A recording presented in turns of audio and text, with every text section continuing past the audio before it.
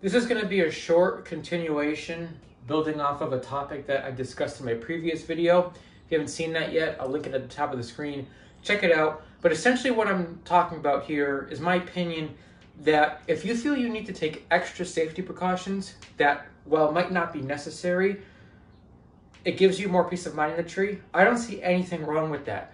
And I think it's important to understand that just because somebody feels the need to take additional precautions that not everyone else may take, it doesn't mean that they lack experience or skill. You have to understand there's a psychological component to climbing, and how people perceive risk and how they handle themselves in risky and dangerous situations can be different. So you could have 30 plus years in a job, but still get nervous. Yes, some people might say, well, if you're nervous, you just need to get more experience.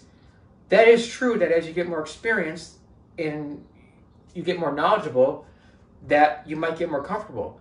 But that might not necessarily be true for everyone. So if you need to take some extra time to take some extra safety precautions to make you feel more comfortable, I think that's perfectly okay. And you should not let anybody try to discourage you or put you down for it. There isn't just one way of doing things. You can go about doing something with a variety of different approaches that can be safe and still efficient. So essentially changing the mindset from looking at it as what is the best way to do this to what is the best way for me to get this job done safely while still being productive. I think that is a good way to look at things.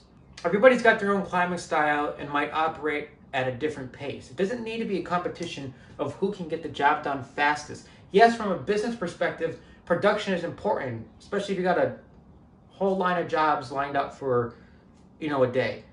But ultimately, what's more important than production is safety, going home at the end of the day.